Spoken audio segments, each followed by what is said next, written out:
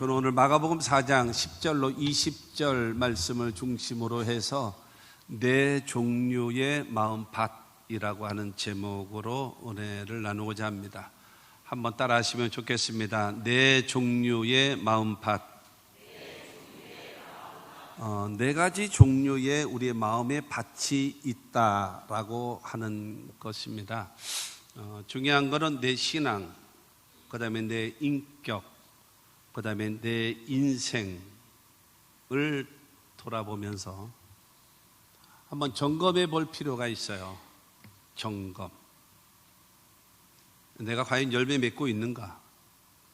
하나님 앞에, 그리고 내 자신 앞에, 그리고 사람들 앞에 신앙적 열매. 우리 교회 표어처럼 하나님을 기쁘시게 하며 사람에게도 칭찬을 받는 그러한 신앙의 열매를 맺고 있는가, 그거를 평가받아야 되지 않겠습니까? 이번 주 수요일 날 4월 10일 날은 그 국회의원 선거가 있습니다. 제가 지금 1번 찍으란다고 해서 여러분이 1번 찍고 2번 찍으라고 한다고 해서 2번 찍을 사람은 없어요. 이미 다 정해져 있어요. 누가 뭐라 그래도 이미 정해져 있어요. 대한민국의 주권은 누구에게 있는가 하면 국민에게 있습니다. 그렇기 때문에 누가 나쁜 사람인지 아십니까? 예를 들어 대통령 선거 투표하지 않고 국회의원 선거 투표하지 않고 정치를 전문용어로 한다고 잔소리하는 사람이 제일 나쁜 사람이에요. 국민의 주권을 표시하는 거예요. 그래서 중요한 거는 뭐 여러 당이 있다고 그러네요. 사전 투표를 하신 목사님들하고 어저께 이제 이야기를 했는데 그 사전 투표 용지가 굉장히 길다면서요. 굉장히 길다 그러더라고요. 그 당이 이렇게 많은지 모르겠어요. 왜 이렇게 많은지 모르겠어요. 이제 근데 중요한 거는 국민적인 선택을 받는 거죠. 국민적인 선택. 그래서 좀 보고 나서 지지가 없으면 다음에도 좀 안 나왔으면 좋겠는데, 그래도 주기장창 나오면 돈 주는 사람이 있나 봐, 누가. 그래서 아주 열심히 목숨을 걸고 역사적 사명을 가지고 나오는데, 중요한 거는 대한민국의 주권자인 국민된 우리 모두는 여러분 그것을 찍어야 됩니다. 그래서 1번을 찍느냐 2번을 찍느냐 몇 번을 찍느냐는 여러분들이 알아서 하시고, 그러나 국민의 이 주권은 그 권리를 행사해서, 중요한 거는 국민의 힘이 잘하고 있느냐 아니면 더불어민주당이 잘하고 있느냐, 그거를 평가해야 돼요. 나는요 그냥 원래부터 1번이에요. 나는 원래부터 2번이에요. 그러면 못 써요. 그러면 못 쓰는 거예요. 내가 좋아해도 잘못된 건 잘못됐다라고 말할 수 있고, 내가 싫어도 잘하는 건 잘할 수 있다라고 인정해 줄 수 있는 객관적인, 그게 여러분 올바른 성숙한 주권자 아니겠습니까? 우리는 무조건이야, 무조건. 여러분 이러면 어떻게 해요? 올바르게 선택을 해서, 그래서 이 나라가 바르게 가고, 잘못되어져서는 국민들이 우리가 심판하시는구나, 고쳐야지, 이걸 만들어야 되지 않겠냐라고 생각되어지는데 별로 반응이 없는 것 같아요. 전혀. 마음대로 하세요. 가든지 말든지. 그래서 좀 감정을 좀 풀었으면 좋겠어요. 얼굴에도 풀고, 아까 우리 언제나 마지막 찬양할 때에 주의 말씀 받은 그날 기쁜 날, 그런데 입으로는 기쁜 날을 부르면서 얼굴은 오마이상은 다 쓰고 기쁜 날을 하고 앉았어. 한 5명만 그냥 손들고 감사하는 마음으로 그 가사를 음미하면서 찬양을 하는데, 다른 분들을 이렇게 보게 되어지면 전혀 감정이 없고, 말로는 기쁜 날 뭐 이렇게 어수선한가 몰라, 고개도 왔다 갔다 하고, 그러면서 얼굴은 오마인상 쓰고 앉았고. 여러분 그러면 되겠습니까? 기쁘면 정말로 감격하고 고맙고, 여러분 이런 마음으로 찬양하고 그래야 되지 않겠나. 그래서 여러분 신앙생활 할 때 그렇다 그러네요. 우리나라 사람하고 이제 서양, 미국 등의 특히 미국 사람들을 보면은, 예를 들어서 이 스탠딩 코미디를 이게 보러 가게 되어지면요, 어떨 때는 옛날에는 그런 프로가 있었는데 보면은 별로 웃기지도 않는데 미국 사람들은 막 웃어요. 막 웃어. 효과음을 넣는지는 몰라도 막 웃어. 근데 우리나라는 안 웃어요. 안 웃고 특별할 때만 웃어요. 근데 왜 그러냐면은 누가 그러더라고요. 그 평가를 하는데 예를 들어서 그런 스탠딩 코미디를 보러 가면요, 그냥 웃으려고 작정을 하고 간대요. 그냥 시컷 웃으려고 작정을 하고 간대요. 그래가지고 좀 희한하게 걸어오면은 그거를 보고도 배꼽 빠지게 웃는 거야. 막 깔깔거리고 웃는 거예요. 우리는요, 웃겨봐라. 웃겨봐. 웃기면 내가 웃어줄게. 이러고 앉았으면 되겠습니까? 이제 그런 차이가 있다 그러더라고. 하나님 앞에 예배 드릴 때에 기쁘고 즐거운 마음으로 여러분 염려, 근심, 걱정 다 떨쳐버리고 여기서는 오직 누구만요? 주님만 바라보고 주님만 생각하고 할렐루야. 그것이 신앙이고 그것이 예배입니다. 여러분 여기 와서 딴 거 생각하고 있으면 되겠어요? 안 되는 거예요. 오직 하나님만 생각하고 살아갈 수 있는 우리 모두가 되어져야 됩니다. 4월이 됐어요. 지금 우리나라 대한민국 전체가 지금 벚꽃 축제가 아마 4월 3일부터 4월 8일까지인가요? 내일까지인가요? 여의도에서 이제 거의 그 국회 의사당 그 전으로 해가지고 이 벚꽃 축제를 합니다. 벚꽃 축제를 해요. 어마어마한 인파들이 모이고 그런데요. 그런데 저기 우리 평택에도 어디 있는지는 잘 모르겠습니다만은 그 어저께 보니까는 그 국제대학교 있는데 그저께 보니까는 국제대학교 있는데 그 길을 가는데 완전히 벚꽃으로 완전히 터널이 돼 있더만요. 벚꽃으로 쫙 펴가지고 안 보신 분 있으면 후회하지 말고 한번 가서 보세요. 근데 이 차가 굉장히 많더라고요. 사람도 많이 다니고요. 근데 그거 한번 보는 것도 괜찮다라고 생각이 되어집니다. 그런데 중요한 거는 개나리도 피고 있고 그다음에 여러 가지 꽃들도 지금 다 피고 있는 봄이 되어졌어요. 그러면 봄이 되어지면 또 바빠지는 사람이 있습니다. 그게 누구냐? 농사 짓는 사람이죠. 농사 짓는 사람. 그래서 1년 농사를 이제 준비하는 거죠. 여러 가지 모양으로 자기가 농사를 짓는 그 방식대로 그래서 여러 가지 준비하게 되어지지 않겠습니까? 밭농사도 있고 논농사도 있고 여러 가지 모양으로 농사를 준비하는데 농사를 짓게 되어지면 그런 것 같아요. 첫째로는요, 땅이 좋아야 됩니다. 밭이 좋아야 돼요. 그게 제일 중요해요. 그래서 옛날에는 하농, 중농, 상농이 있는데 상농, 제일 농사를 잘 짓는 상농은 누구냐? 그 밭가리를 잘하는 사람이 상농이래요. 밭가리를. 그건 왜냐하면 밭가리를 잘하는 사람의 그 소출이 다른 거예요. 결과가 다른 거예요. 하농들은 별로 그 열매가 좋지도 못해요. 그러나 상농들이 지은 농사, 그 다음에 거기서 나오는 결실은요, 훨씬 좋습니다. 근데 뭐의 차이인가? 깊이의 차이입니다. 깊이. 땅의 깊이에 따라서. 우리 스승이 그 서울대 그 농축산관가 거기 나오셨어요. 그래서 이제 설교를 하시면서 그 이야기를 하시는 거예요. 농사를 지을 때에 쟁기를 가지고 땅을 갈면 한 번 갈고 씨를 뿌리는 사람은 30배. 그 다음에 똑같은 땅을 2번 갈고 나서 씨를 심으면 60배. 그리고 3번 갈고 나서 씨를 심으면 100배가 맺는다. 왜냐하면 똑같은 땅을 갈게 되어지면 약 20에서 30cm 정도가 땅이 이렇게 갈리는 거죠.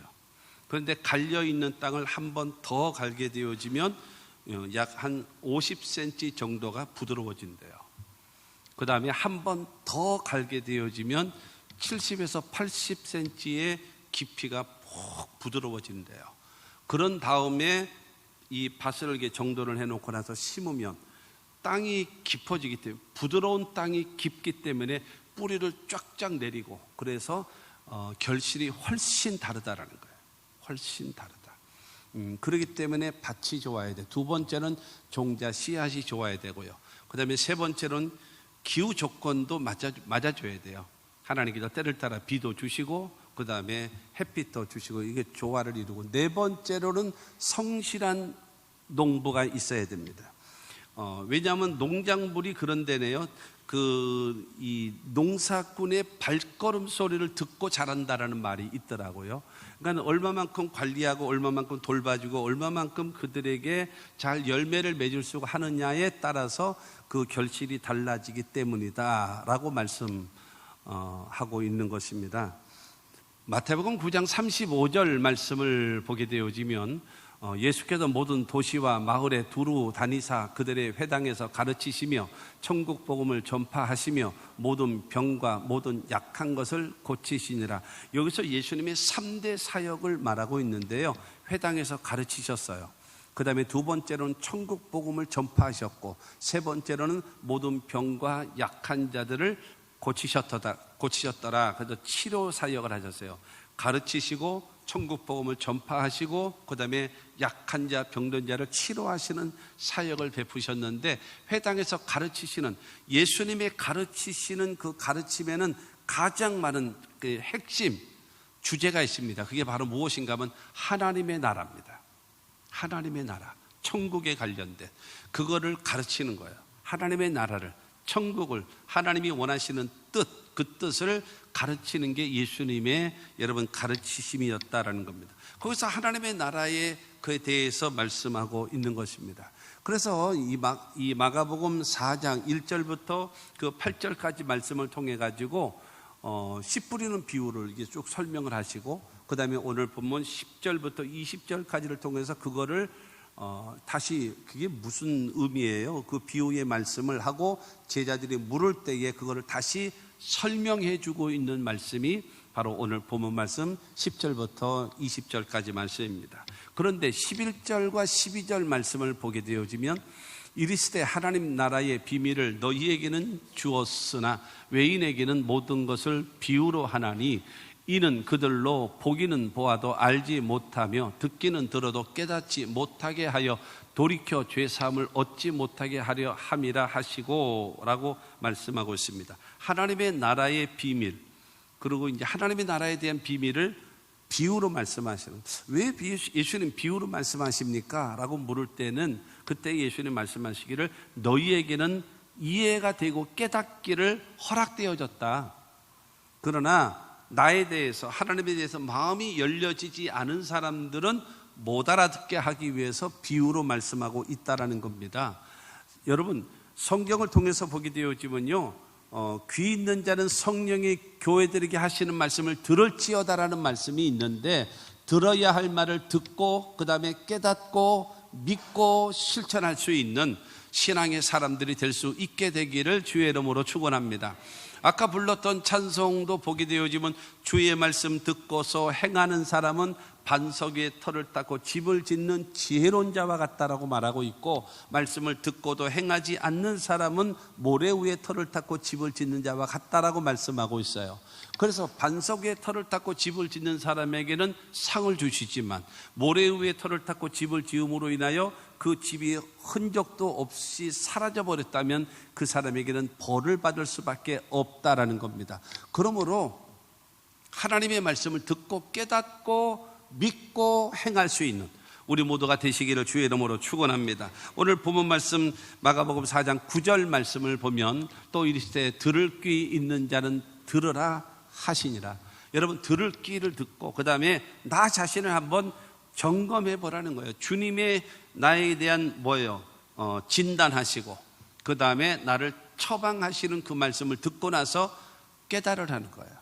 깨달을 수 있는 자는 복 있는 사람이에요.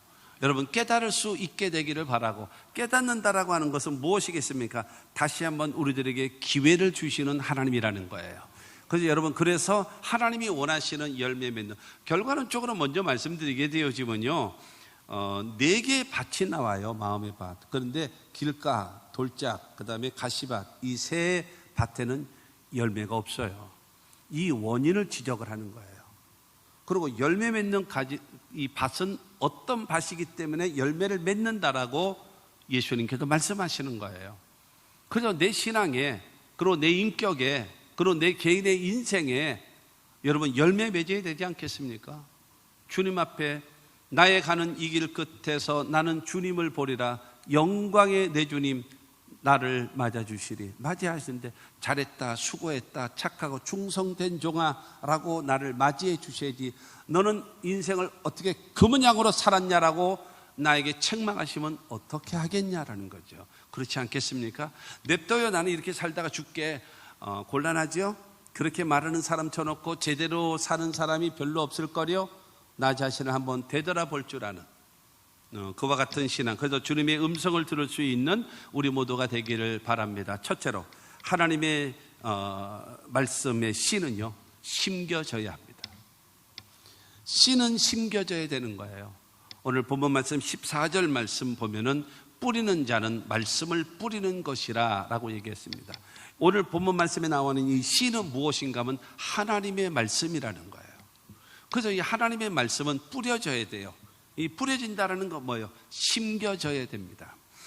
여러분, 이 하나님의 말씀의 씨가 우리 심령 위에 여러분 뿌려지고 심어져야지만이 열매 맺는 겁니다. 하나님의 말씀은요, 첫째로 거룩한 말씀입니다. 하나님의 말씀은 두 번째로 생명의 말씀입니다. 세 번째로 하나님의 말씀은 약속의 말씀입니다. 그리고 네 번째로 하나님의 말씀은 능력의 말씀입니다. 하나님이 거룩하시고 하나님의 말씀이 거룩하시기 때문에 하나님의 말씀을 읽고 듣고 공부하고 암송하고 묵상하게 되어지면 어떻게 해요? 읽고 듣고 공부하고 암송하고 묵상하게 되어지면요, 생각이 거룩해집니다.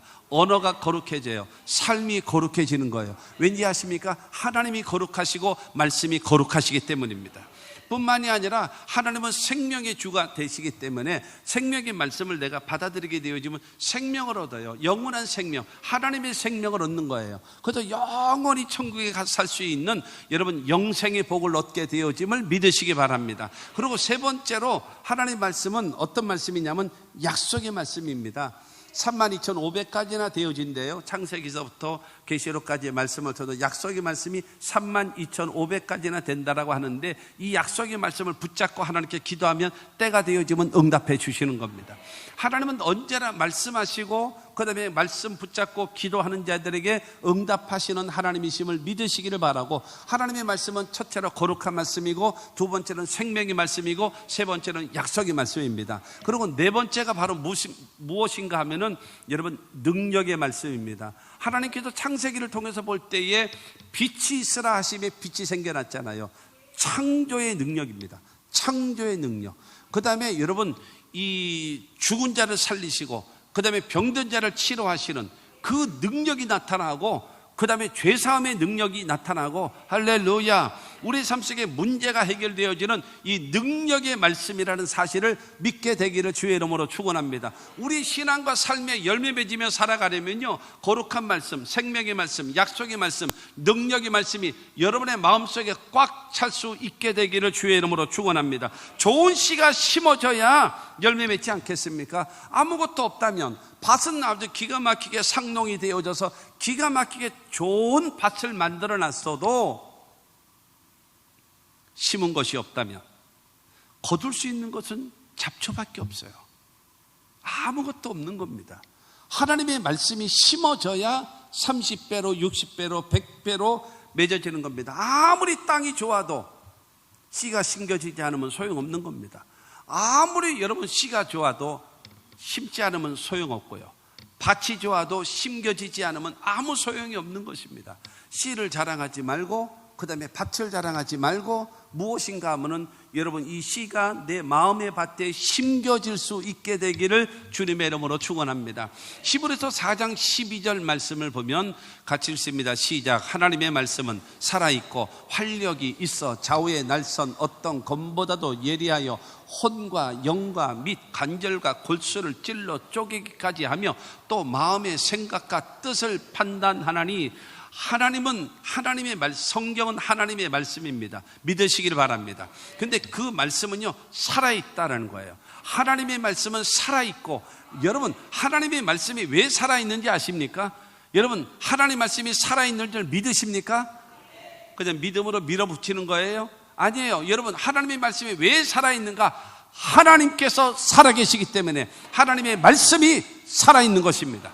그렇기 때문에 여러분 하나님의 말씀이 살아있어요. 그리고 살아있고 뭐가 있어요? 활력이 있어. 활력이라고 하는 것은 무엇이겠습니까? 여러분, 활력이라고 하는 것은 운동력, 에너지, 힘. 말씀은 가만히 침체되어 있질 않아요. 계속적으로 움직이는 겁니다. 활력, 에너지를 만들고 힘을 만들고 운동력이 있는 것입니다. 여기에 무엇이 있겠습니까? 생명력이 있는 거예요. 하나님의 말씀은 살아있고 활력이 있어요. 그리고 그 말씀은요, 좌우의 날선 어떤 검보다도 예리하다라는 거예요. 보통 칼은 한쪽은 무디고 한쪽은 날카로운 칼이 되어져서 이렇게 식당에서 쓰잖아요, 주방에서. 그러나 저 하나님의 말씀은 좌우가 날선 검이 되어져서 새파랗게 있어서 아주 어떤 검보다도 예리하다는 거예요. 그래가지고 무엇을 자르는가? 우리의 혼도 쪼개고, 우리의 영도 쪼개고, 우리의 관절도 쪼개고, 우리의 골수를 찔러 쪼갠답니다. 뿐만이 아니라 우리의 마음의 생각도 쪼개고, 그 다음에 우리의 뜻도 그거를 보고 판단하는 것이 하나님의 말씀이라는 거예요. 그러니까 중요한 건 하나님의 말씀은요, 여러분, 하나님은 나를 모르는 것이 없어요. 나의 깊은 것까지도 다 나보다도 나를 더 잘 아시는 주님이 나를, 여러분, 말씀이 내 안에 들어오면 살아있는 말씀, 활력, 생명력이 있는 말씀이 나의 혼도, 정신, 나의 영도, 그 다음에 골수도, 나의 생각도, 나의 가치관도 판단하는 거예요. 그러면 안 되지. 이거는 그래, 그럼 그렇게 해야지 라고 허락하고, 그거는 안 돼. 여러분, 성경은 딱 둘로 나눠 있잖아요. 하라, 하지 마. 여러분, 이거잖아요. 그러면 그 하나님의 말씀이 나에게 무엇 한다라는 거예요? 판단해 주신다라는 거예요. 그래서 요한복음 15장 7절에 예수는 그런 말씀하지 않았습니까? 너희가 내 안에 거하고 내 말이 너희 안에 거하면 무엇이든지 원하는 대로 구하라. 그리하면 다 이루리라. 이 말씀은 무슨 말이겠습니까? 너희가 나의 사람이 되라. 너희가 내 안에, 그 다음에 내 말이, 하나님의 말씀이 네 안에 거해서 하라면 하고 하지 말라면 하지 않고 하나님 말씀에 절대 복종하는 자가 되어지면, 첫째로는 무엇이든지, 두 번째로는 원하는 대로 구하면 내가 이루어 주리라. 왜 그럴까요? 믿을 수 있기 때문에 그런 거예요. 주님이 나를 믿을 수 있는 거예요. 내가 주님의 사람이 되어 있고, 그 다음에 주님의 말씀이 내 안에 있어서 그 말씀이 아무 의미 없고 힘이 없고 그런 것이 아니라, 그 주님이 하라고 명령하시면 내가 실천하고, 주님이 하지 말라고 말씀하시면 아무리 하고 싶어도 딱 멈출 줄 아는 사람이 되어지면, 알았어, 괜찮아, 뭐든지 원하는 대로 마음대로 구해, 내가 다 줄게. 하나님, 못 알아들으셔서 아멘을 안 하시나요? 아멘 하십시오. 하나님이 여러분을 믿으셔야죠. 야, 네 말 어떻게 믿어? 한두 번 속냐? 너는 숨 쉬는 것 빼놓고는 다 거짓말이야. 그 사람은 하나님 앞에 응답받기는 영 긁는 거 아니겠습니까? 그렇기 때문에 여러분, 하나님 앞에 믿을 수 있는, 그렇게 되어지려면 무엇입니까? 하나님의 말씀이 내 안에 있어야 됩니다. 할렐루야. 여러분, 제가 자주 쓰는 말 중에 하나가 있잖아요. 성경적 지식은 지식이지 그 지식은 믿음이 아닙니다. 그리고 내가 하나님의 말씀을, 내가 정작 하나님을 믿고 말씀을 믿고 있다고 해서 내가 행하고 있다는 것은 착각입니다. 아는 것과 믿는 것과 행하는 것은 전부 다 별도입니다. 별개예요. 아는 것과 믿는 것과 행하는 것이 하나가 되어질 때에 성경은 말합니다. 온전한 믿음의 사람이라는 거예요. 그러므로 우리 모두 그와 같은 하나님의 사람들이 될 수 있게 되기를 주님의 이름으로 축원합니다. 하나님의 말씀이 내 삶에 좌우해야 돼요. 데살로니가 전서 2장 13절 말씀을 보면, 이러므로 우리가 하나님께 끊임없이 감사함은 너희가 우리에게 들은 바 하나님의 말씀을 받을 때에 사람의 말로 받지 아니하고 하나님의 말씀으로 받음이니 진실로 그러하도다. 이 말씀이 또한 너희 믿는 자 가운데서 역사하느니라. 사도 바울이 데살로니가 교회를 향하여 감사한다라는 거예요. 왜 감사하냐면은, 내가 너희들에게 하나님 말씀을 전할 때에 사람의 말로 듣지 아니하고 하나님의 말씀으로 너희는 받고 있다. 그러므로 나는 하나님께 기도할 때마다, 너희를 생각할 때마다 감사하게 생각한다. 근데 내가 전하는 말씀이 하나님의 말씀으로 받았기 때문에 하나님께서 너희 가운데 역사하신다라는 거야. 할렐루야. 그러므로 저와 여러분들이 박 목사가 설교하는데 그럼 박 목사 설교가 하는 말이 다 하나님의 말씀이냐? 그건 곤란해지고요. 그러면 곤란하고요. 그러나 저와 여러분들은 에베소서 6장 19절에 사도 바울이 나를 위해서 기도해 주라. 에베소 교회를 향하여 요구하는 겁니다. 나를 위하여 구할 것은 내게 말씀을 주사 나로 입을 벌려 복음의 비밀을 담대히 알리게 하옵소서. 이렇게 나를 위해서 기도해 주라 그러거든요. 하나님 말씀을 나에게 주시고 그 다음에 그 말씀을 담대하게 누구에 의해서 누구로 인해도 눈치 보지 않고 담대하게 하나님 말씀을 전할 수 있도록 나를 위해서 기도해 주라 라고 하는 겁니다. 그러니까 여러분들도 저를 위하여 기도할 때에 하나님 저 박형준 목사가 설교할 때에 그 말씀 속에 내가 듣고 싶은 말이 아니라 들어야 할 하나님의 말씀을 전하게 하여 주옵소서. 그러고 나서 그 말씀 속에서 하나님의 음성을 듣고 그 다음에 깨닫고 변화되어지고 순종할 때에 기적이 일어날 것입니다.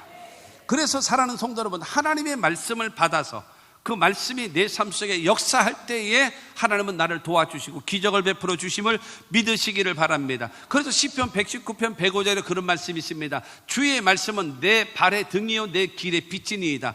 발이라고 하는 것은 현재를 말하는 것이거든요. 그 다음에 길이라고 하는 것은 미래를 말합니다. 내가 현재 서 있는 현재의 발에는 등으로 비춰주시고 내가 가야 할 미래의 길에는 서테라이트처럼 빛으로 내 앞길을 인도해 주시는 것이 하나님의 말씀이라는 거예요. 그러므로 하나님의 말씀이 저와 여러분들의 마음속에 여러분 심어져서 때를 따라 열매를 맺게 되어지는 그 역사가 있게 되기를 주 예수 이름으로 축원합니다. 그렇기 때문에 여러분 마귀는요 결사적으로 여러분의 하나님의 말씀을 믿지 못하고 듣지 못하게끔 여러 가지 모양으로 방해하고 있어요. 너무나 많은 사람들이 마귀의 방해에 넘어 들어가서 말씀은 듣기는 잔뜩 들었는데 뭐가 뭔지 하나도 몰라. 왜 그래요? 관심이 없어서. 그건 조금 이따 다시 진단하겠습니다. 그렇기 때문에 여러분 하나님의 말씀, 그래서 이 신명기 28장 1절 말씀을 보겠습니다. 시작. 내가 내 하나님 여호와의 말씀을 삼가 듣고 내가 오늘 내게 명령하는 그의 모든 명령을 지켜 행하면 내 하나님 여호와께서 너를 세계 모든 민족 위에 뛰어나게 하실 것이라. 430년 동안 종살이하고 있던 이스라엘 백성들을 출애굽시켜서 그 다음에 적과 꾸려놓은 가나안 땅을 들어가기 바로 직전에 마지막 고별 설교를 하고 있는 모세가 말하고 있는 것입니다. 하나님의 말씀을 첫째로 삼가 들어라. 그 다음에 내가 나를 통해서 너에게 주는 하나님의 명령을 지켜서 행하라. 그러면 너희 민족을 세계 모든 민족이 뛰어난 민족으로 만들어 주실 것이다 라는 거예요. 할렐루야. 그러면서 2절을 말합니다. 2절 같은 말을 반복하는데요. 2절에 보면 시작. 내가 내 하나님 여호와의 말씀을 청종하면 이 모든 복이 내게 임하여 내게 이르리니. 청종이라는 거예요. 들을 청, 쫓을 종입니다. 그러니까 1절의 말씀을 듣고 행하면 이라고 하는 그 말씀과 청종이라고 하는 말은 같은 말입니다. 듣고 따르는 것을 말합니다. 그래서 듣고 따르면 내게 복이 임한다. 신명기 28장은 1절서부터 14절까지가 축복입니다. 축복장. 그 다음에 15절부터 마지막 68절인가요? 거기까지가 전부 다 저주입니다. 그래서 1절을 통해 가지고 말씀을 듣고 행하면 세계 모든 민족에 뛰어나게 하실 것이다. 그 다음에 내게 복이 임할 것이다 라고 말씀하시고 15절을 통해 가지고는 내가 말씀을 듣고 행하지 아니하면 서부터 시작해 가지고 15절서부터 시작해서 마지막 절까지 저주 계속 나오는 거예요. 그렇기 때문에 신명기 28장 1절과 2절을 통해서 전제로 한 것이 청종하면 말씀을 듣고 따르면 하나님께서 약속하신다는 거예요. 모든 민족에 뛰어나게 하실 것이다. 그리고 네가 성읍에서도 복을 받고 들에 가도 복을 받고 집에서도 복을 받고 있는 곳마다 복을 줄 것이고 내 몸에 자녀가 복을 받을 것이고 재물이 복을 받을 것이고 네가 키우는 짐승이 복을 받을 것이다. 할렐루야. 그리고 너는 원수와 싸울 때에 원수가 한 길로 들어왔으나 네 앞에서 7길로 도망갈도록 내가 너희를 승리케 하실 것이다. 할렐루야. 그리고 네가 손으로 하는 것마다 형통케 할 것이고, 그 다음에 너희는 하나님의 성민이 되어지고 꾸어줄지라도 꾸지 않을 것이고 머리가 되고 우위에 있게 하리라. 하나님 약속의 말씀을 믿게 되기를 주의 이름으로 축원합니다. 그러므로 하나님의 말씀 그 씨를요 내 마음에 심어야 돼요. 아멘 하고 먹으세요. 아멘하고 그 말씀, 그러니까 하나님의 말씀을 읽고 하나님의 말씀을 듣고 하나님의 말씀을 공부하고 하나님의 말씀을 암송하고 하나님의 말씀을 묵상하십시오. 그 하나님의 말씀이 내 삶은 현재와 미래의 삶을 등으로 비춰주시고 서치라이트처럼 비춰주셔서 우리를 인도해 주실 줄로 믿습니다. 그래서 생명력이 있는 신앙, 하나님의 역사와 기적을 체험하는 신앙들이 되시기를 주님의 이름으로 축원합니다. 그런데 두 번째로 네 종류의 밭이 있어요. 마음의 밭. 여러분들 네 가지를 제시할 때 과연 나는 어떤 밭인가? 근데 그러나 결과론적으로 다시 말씀드리면 길가도 얘기할 것이고 돌짝밭도 얘기할 것이고 그 다음에 가시밭도 얘기할 것이고 그 다음 이렇게 얘기하는데, 그러나 길가도 옥토가 돼야 되고 돌짝밭도 옥토가 돼야 되고 가시밭도 옥토가 되어지는 하나님의 말씀, 그래서 듣고 여러분 우리 모두가 옥토가 되어져서, 그래서 그야말로 신앙과 인격과 인생의 열매 맺는 그와 같은 역사가 있게 되기를 주의 이름으로 축원합니다. 첫째가 길가와 같은 마음입니다. 길가와 같은. 오늘 15절 말씀을 보면 말씀이 길가에 뿌려졌다는 것은 이들을 가리킴이니 곧 말씀을 들었을 때에 사탄이 즉시 와서 그들에게 뿌려진 말씀을 빼앗는 것이요. 길가에 떨어진 씨라는 거예요. 길가라고 얘기하는 것은 무슨 말이겠습니까? 사람들이 많이 밟고 다녀서 굳어있는 땅, 딱딱한 땅 되어져 있다는 겁니다. 여러분, 사람들이 다니기 때문에 딱딱한 굳은 땅이라는 거예요. 굳은 땅. 여러분, 굳은 땅에 물 고인다라는 말이 있잖아요. 물이 고일 정도로 굳은 땅에 생명력이 있겠습니까? 없습니다. 물이 고일 정도로 땅이 굳어 있는데 거기에 무슨 생명력이 있겠습니까? 불가능합니다. 그런데 이런 길가와 같은 굳어져 있고 굳어 있고 딱딱한 이 강팍한 땅, 이곳에 말씀이 탁 떨어지면 여러분, 씨는요 그 위에 덮여져야 돼요. 흙이 덮어져야 뿌리를 내리고 싹이 나오죠.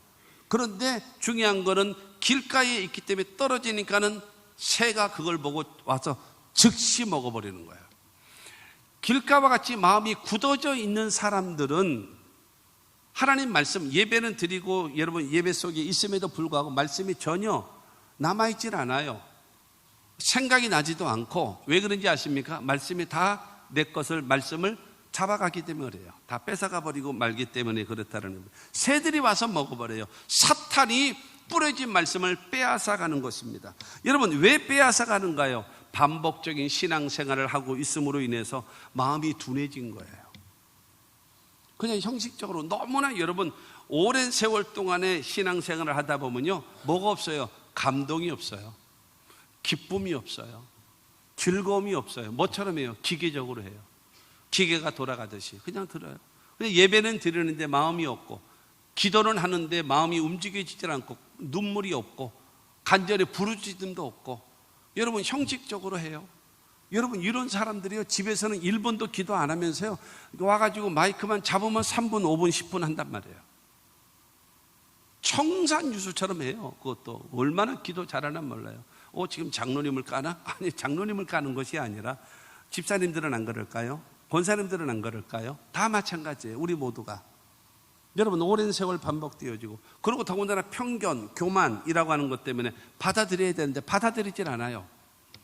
그리고 여러분, 서자서 아자라고 하는 말을 여러분 들어보셨나요? 서자서 아자아라고 하는 말이 있는데, 저 말은 글은 글대로 나는 나대로라고 하는 말이에요. 저 말은요, 글은 읽고 있어요. 그런데 생각은 딴 데가 있어요. 그게 바로 서자서 아자아라는 말이에요. 글 따로 나 따로, 따로따로 노는 거예요. 당신은 짓거려라, 나는 안 듣는다, 이거예요.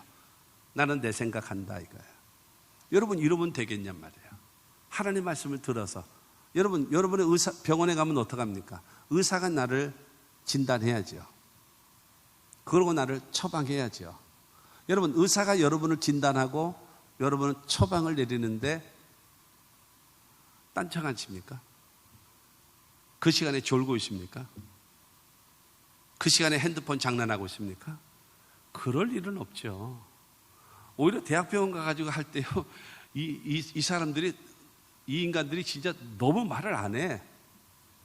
너무 어깨가 아파가지고 이 대학병원을 가가지고 갔어요. 그런 다음에 초음파하고 그 MRI 찍으시죠. 그래서 찍었어요. 그래서 찍으러 가는데도 거의 한 달 걸리고요. 기다리다 죽겠더만요. 근데 그거 결과 보기 위해서 또 한 달 기다렸어요. 그런데요, 말도 안 하고 하고 싶은 거 다 하세요. 그 다음에 한 달 지난 다음에 오시면 무슨 운동을 해야 될지 가르쳐 드릴게요. 이러더라고요. 저 패버리고 싶더라고요. 그리고 내가 그랬어요. 선생님, 나 멀리서 왔거든요. 여기 오는데 80km를 달려왔어요. 주소, 멀리서 오셨군요. 저 패버리고 싶어, 진짜로. 80km를 가서 그 의사에게 진단을 받는 게, 초음파 찍고, 초음파 예약하고 가세요. 그 다음에 또 한 달 있다가 초음파 하고 오고, 또 한 달 있다가 그 결과 보고, 근데 50견인가? 뭔가? 한번 하고 싶은 거 다 짜증 폭발하기 직전이더라. 짜증 폭발. 그런데 여러분, 그거 얘기할 때 내가 딴청하고 있겠습니까? 의사하고 여러분 얘기하면서 딴청해요? 안 되죠. 경청하잖아요. 그리고 또 묻잖아요. 그러면서 여러분, 나에게 대한 진단과 처방, 그거를 듣고 나서 내가 살 수 있는, 건강할 수 있는 그 비결을 묻잖아요. 우리의 신앙이 그래야 되지 않겠습니까? 너는 너대로 나는 나로 따로 놀아야 되겠습니까? 안 되는 것입니다. 여러분, 습관화되어져 있는, 형식화되어져 있는, 의식화되어져 있는 이와 같은 신앙은 안 된단 말입니다. 여러분, 이 길가와 같은 마음, 교만하고 딱딱하고 굳어져 있는 마음 어떻게 되어지나요? 여러분, 보습위로 갈아야 돼요. 하나님의 말씀이라고 하는 보습위로 나를 갈아엎어야 돼요. 그 말씀을 듣고 나서 내가 회개하고 내가 돌이켜야 됩니다. 그리고 하나님의 은혜의 비를 충만하게 받으면 여러분, 옥토가 되는 거예요. 굳어져 있는 거는요, 그냥 보습위로 갈아버려요. 보습위가 뭐냐고 물으시면, 서울 사람이 저한테 물어보시면 곤란해. 그 쟁기, 그거 이제 뒤에 땅 가는 게 보습위라면서요. 그 땅을 갈아서 엎어야죠. 그러면 부드러워지잖아요. 뭐로요? 하나님의 말씀의 보습위로. 여러분, 나에게 탁 지면 나를 까네. 왜 까? 내가 목사가 여러분을 왜 까냔 말이에요. 까면은 여러분 1년 6개월 동안 삐져가지고 입이 이만큼 나오고 인사도 안 하고 뒷문으로 나가는 거 내가 다 아는데 왜 까겠습니까? 목사의 양심을 걸고 절대적으로 안 깝니다. 혹시 여러분하고 해당될지는 몰라도 중요한 거는 절대로 안 까요. 아셨죠? 걱정하지 마시고. 그런데 하나님 말씀이 딱 부딪히면 어찌할꼬 회개하십시오. 여러분, 그래야 되지 않겠습니까? 그래야지만이 여러분 강팍했던 그 땅일지라도 옥토로 바뀌어지는 거예요. 옥토가 되어져야 30배, 60배, 100배로 맺어지는 겁니다. 옛날에 우리 교회 앞에 여기가 영신, 우리 주소가 지금 영신로예요. 이게 영신이라는 동네였거든요. 여기는 어떤지 아십니까? 비만 오면요, 장화 신고 지나가야 될 동네였어요. 여기가 장화 신고 건너가야 될. 그러니까는 굳어있는 땅도요, 비만 오면 옥토가 될 수 있는 거예요. 하나님의 말씀의 보습위로 갈아엎어서 여러분 부드러운 땅이 되어지고 그곳에 은혜의 비가 충만히 내려서 옥토가 되셔서 열매 맺게 되기를 바랍니다. 두 번째가 돌밭과 같은 마음이에요. 돌밭과 같은 마음. 16절 17절입니다.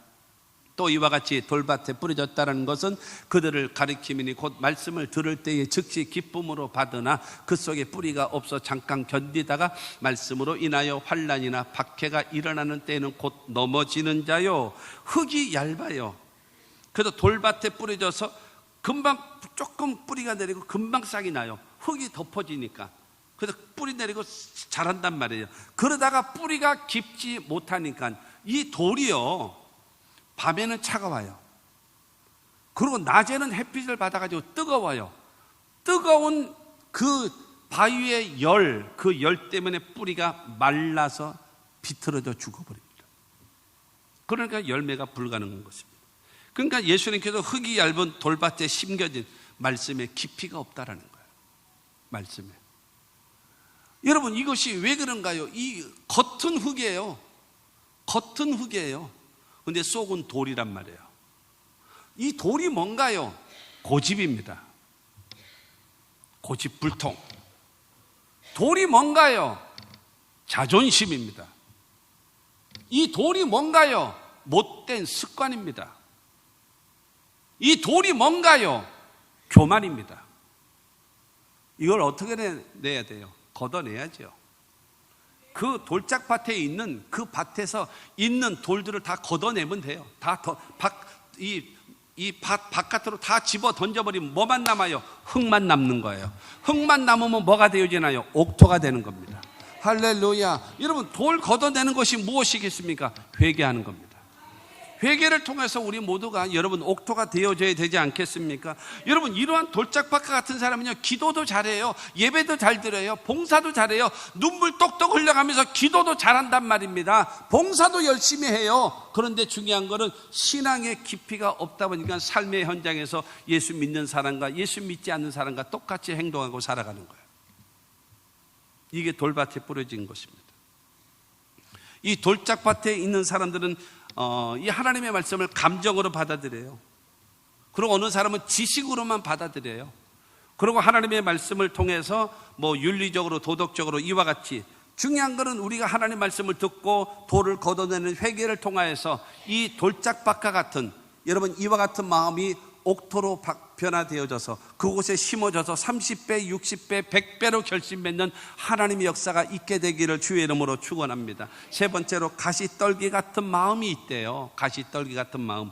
18절과 19절을 말씀을 보면은 어떤 이는 가시떨기에 뿌려진 자니 이들은 말씀을 듣기는 하되 세상의 염려와 재물의 유혹과 기타 욕심이 들어와 말씀을 막아 결실하지 못하게 되는 자요 라고 말합니다. 그렇기 때문에 여러분, 이 가시떨기는요 흙이 좋아요. 그리고 여기는요 부드러운 땅입니다. 옥토예요. 그런데 가시넝쿨이 있어요. 그런데 거기에 잡초가 있어요. 이 가시 넝쿨과 그 다음에 이 잡초들이요 자기의 앞을 가로막아요. 그늘이 되는 거예요. 햇빛을 받아야 자라지 않습니까? 근데 가시떨기와 그 다음에 잡초들이 이 자라는 그것을 앞을 가로막아서 제대로 충실하게 열매를 맺지 못해요. 땅이 좋다니까요. 돌도 없다니까요. 그러다 보니까는 이 가시떨기가 아주 그냥 뿌리를 끝까지 쫙 뻗칩니다. 여러분 잔디 속에 있는 그런 것도 잡초 뽑을 때 이게 얼마나 뿌리가 깊습니까? 그리고 막 그냥 계속 뿌리를 내려가지고 이게 한꺼번에 뜯어지질 않아요. 나도 딱 한 번 해봤어요. 한 번 해봤는데 그게 보통이 아니더라고요. 이게 줄줄이 나오는 거예요. 줄줄이. 이것이 바로 무엇인가 하면 올바른 여러분 싹이 나고 자라는 그것을 가로막는 거예요. 잡초가 그 기운을 가로막는 것입니다. 여러분 영양을 다 다른 데로 뺏겨버리고 마는 것입니다.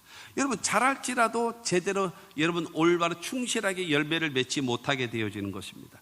그러므로 여러분 그러면 이게 뭐예요? 염려와 근심, 세상의 염려와 재물의 유혹과 기타 욕심이 들어와 말씀을 막아 결실하지 못하게 되는 자요. 여러분 세상에 염려, 근심, 걱정이 너무 많은 사람.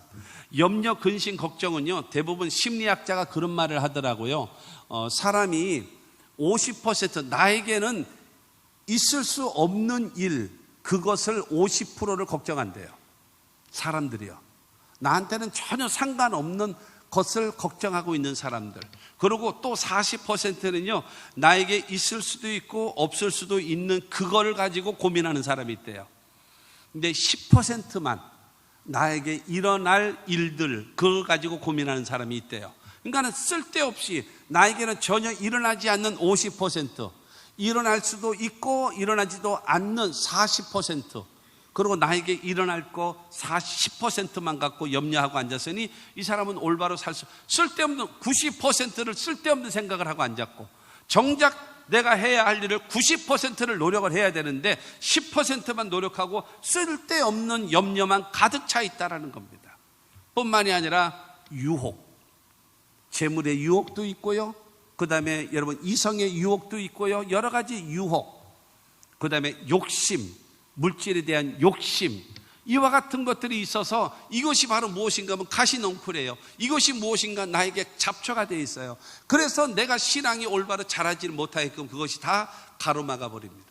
그러면 가시떨기 나무 밭과 같은 그 밭이 어떻게 옥토가 되어지나요? 옥토가 되는 법은 간단합니다. 여러분, 불로 확 태워버리는 거예요. 불로 태워버리면 여러분 이 잡초도 없어지고 가시떨기도 없어지고 싹 제거되어지는 거예요.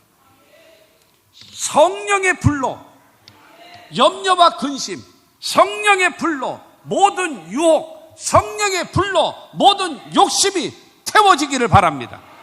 그래서 여러분 열매를 맺을 수 있을 만한 좋은 땅 되어져서 여러분 30배, 60배, 100배로 결실 맺는 하나님의 역사가 있게 되기를 주의 이름으로 축원합니다.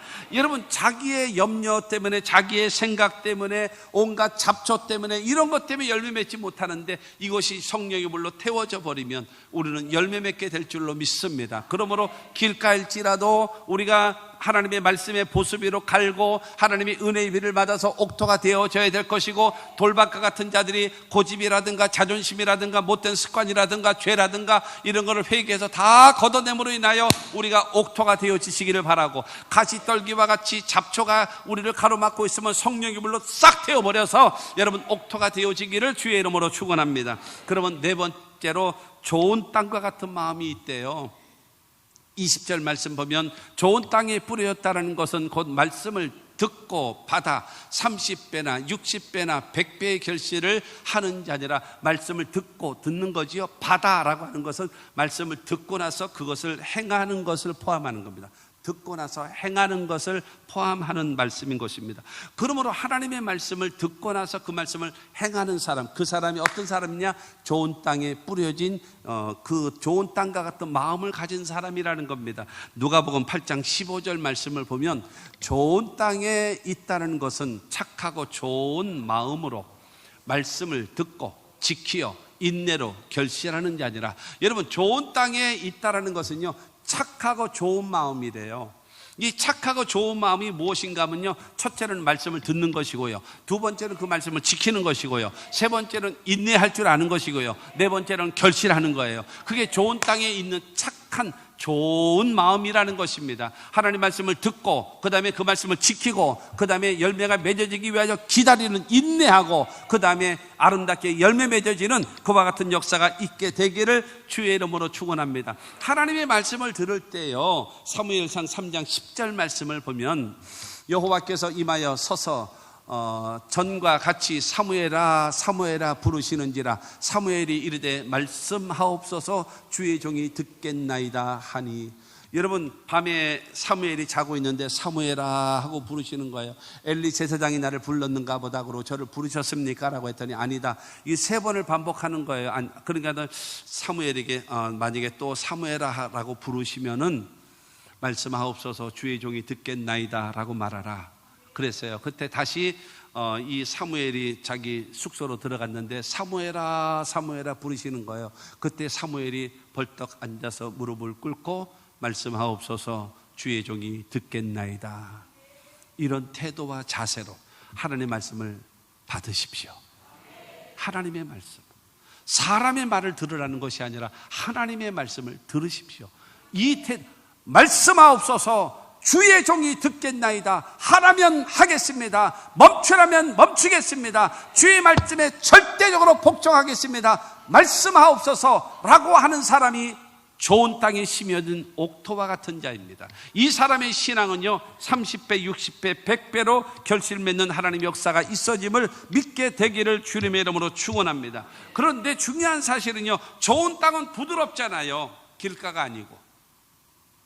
좋은 땅은 뭐가 없어요? 돌이 없어요. 좋은 땅은 뭐가 없어요? 가시가 없어요. 부드럽고 돌이 없고 가시가 없어요. 그래서 좋은 땅인 것입니다. 그러나 기억하십시오. 좋은 땅은요, 지켜야 합니다. 마태복음 13장에 보게 되어지면 좋은 땅에 좋은 씨를 뿌렸는데 어찌하여 가라지가 있습니까? 주인님, 저걸 뽑을까요? 아니다. 너희가 잘 때에 원수들이 와서 가라지를 뿌리고 갔느니라 라고 말하고 있어요. 그러므로 여러분, 부드러운 땅입니까? 두 번째로 돌이 없습니까? 세 번째로 가시가 없습니까? 그렇다면 여러분의 그 마음을 지키지 않으면 길가가 됩니다. 지키지 않으면 돌짝밭이 됩니다. 지키지 않으면 가시밭이 됩니다. 끊임없이 지켜야 돼요. 가만 내버려 두면 길가가 되고, 가만 내버려 두면 돌짝밭이 되고, 가만 내버려 두면 가시밭이 되어져 버리고 만다라고 하는 것입니다. 결론적으로 말씀드리겠습니다. 시편 126편 5절과 6절은 말합니다. 눈물을 흘리며 씨를 뿌리는 자는 기쁨으로 거두리로다. 울며 씨를 뿌리러 나가는 자는 반드시 기쁨으로 그 곡식단을 가지고 돌아오리로다. 여러분, 씨를 뿌려야 될 그 시기에 저기에서 그 밑에서부터 부는, 남쪽에서부터 불어오는, 그리고 저기 동쪽과 남쪽에서 불어오는 모래바람이 와요. 그래서 이 씨를 뿌릴 때 눈에 막 모래가 들어가서 눈물이 나고 울게 되어져요. 그럴지라도 그때 씨를 뿌려야지만이 열매를 맺을 수 있는 거예요. 여러분, 우리가 하나님 앞에 신앙생활하면서 때로는 눈물을 흘릴 수밖에 없고 때로는 울며 할 수밖에 없을 때가 있을 것입니다. 그러나 열심히 뿌리게 되어지면, 때가 되어지면 기쁨으로 단을 거둘 날이 속히 다가오게 된다는 겁니다. 씨는 하나님의 말씀입니다. 씨는 생명의 말씀이에요. 전혀 여러분 부족함이 없는 하나님의 말씀인 것을 믿게 되기를 바랍니다. 문제는 바로 무엇인가 하면 네 종류의 마음의 밭이라는 거예요. 첫째가 바로 무엇이지요? 길가와 같은 마음. 길가와 같은 마음은 여러분 완악하고 딱딱해서 새들이 먹어 마귀가 와서 뺏어가 버리잖아요. 두 번째로는 우리가 돌밭과 같은 마음, 고집이 있고 못된 습관이 있고 자존심이 있고 이와 같은 것들이 있어서 이거는 걷어냄으로 인해서, 걷어내는 회개를 통해서 우리는 옥토가 되어지고, 길가는 뭐예요? 하나님의 말씀의 보습으로 내 마음을 갈고 그 다음에 은혜의 비를 받아서 충만하게 옥토가 되어져야 될 것이고, 세 번째로 가시 떨기 같은 마음. 여러분, 염려, 근심, 걱정, 유혹 이와 같은 것들이 나를 여러분 가로막고 있단 말입니다. 성령의 불로 싹 태워서 여러분 그래서 옥토가 되어져야 됩니다. 그리고 네 번째가 좋은 땅과 같은 마음. 뭐가 없어요? 이 부드러운 땅입니다. 두 번째는 돌이 없어요. 세 번째로는 가시가 없어요. 그러나 이것은 지켜야 합니다. 지키는 땅. 그렇게 되어져서 여러분 하나님의 말씀이 심어져서 내 삶 속에 30배, 60배, 100배로 결실을 맺는 하나님의 사람이 되어줄 수 있게 되기를 주의 이름으로 축원합니다. 열매 매제의 우리 교회의 표어가 무엇입니까? 하나님을 기쁘시게 하고 사람에게도 칭찬을 받는, 로마서 14장 18절에 있는 이 말씀이 우리 삶 속에 실현되어질 수 있는 하나님의 사람들이 됩시다.